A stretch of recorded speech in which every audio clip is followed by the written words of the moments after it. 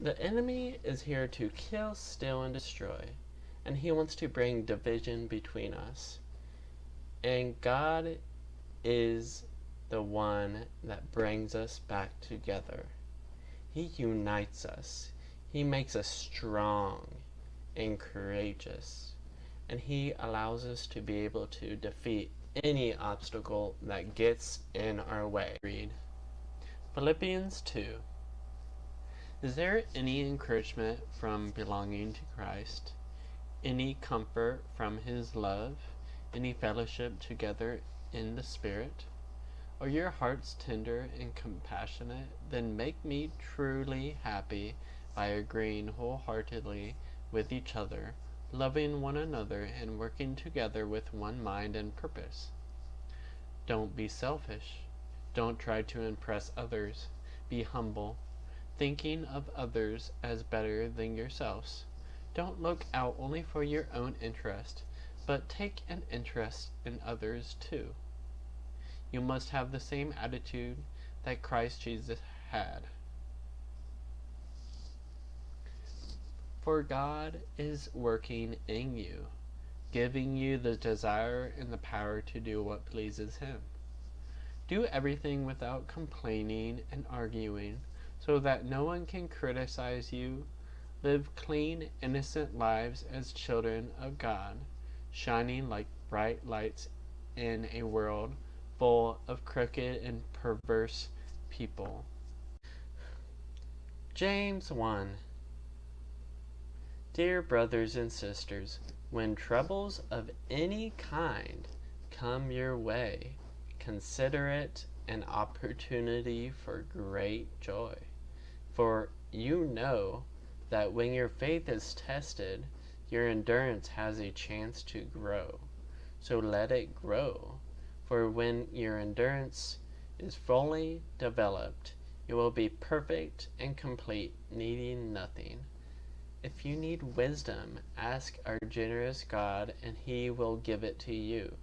He will not rebuke you for asking. Matthew 5. God blesses those who work for peace, for they will be called the children of God.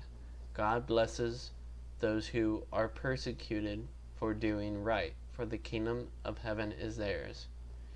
God blesses you when people mock you and persecute you and lie about you and say all sorts of evil things against you because you are my followers.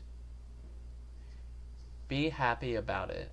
Be very glad, for a great reward awaits you in heaven. And remember, the ancient prophets were persecuted in the same way.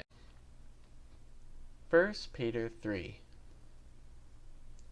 Wives, in the same way, you wives must accept the authority of your husbands. Then, even if some refuse to obey the good news, your godly lives will speak to them without any words. They will be won over by observing your pure and reverent lives. Don't be concerned about the outward beauty of your fancy hairstyles, expensive jewelry, or beautiful clothes. You should clothe yourself instead with the beauty that comes from within, the unfading beauty of a gentle and quiet spirit, which is so precious to God. This is how the holy women of old made themselves beautiful. They put their trust in God and accepted the authority of their husbands. Husbands, in the same way, you husbands must give honor to your wives. Treat your wives with understanding. As you live together, she may be weaker than you are, but she is your equal partner of God's gift of new life. Treat her as you should, so your prayers will not be hindered. All Christians, finally, all of you should be of one mind. Sympathize with each other. Love each other as brothers and sisters. Be tender-hearted and keep a humble attitude. Don't repay evil for evil. Don't retaliate with insults when people insult you. Instead, pay them back with a blessing. That is what God has called you to do, and He will grant you His blessing. For the scriptures say, if you want to enjoy life and see many happy days, keep your tongue from speaking evil and your lips from telling lies. Turn away from evil and do good. Search for peace and work to maintain it. The eyes of the Lord watch over those who do right, and His ears are open to their prayers, but the Lord turns His face against those who do evil. We are going back to the scriptures that popped out at me. Do everything without complaining and arguing.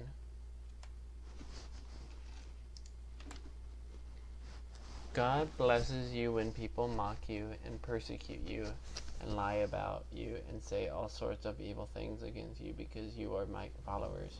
Be happy about it. Be very glad.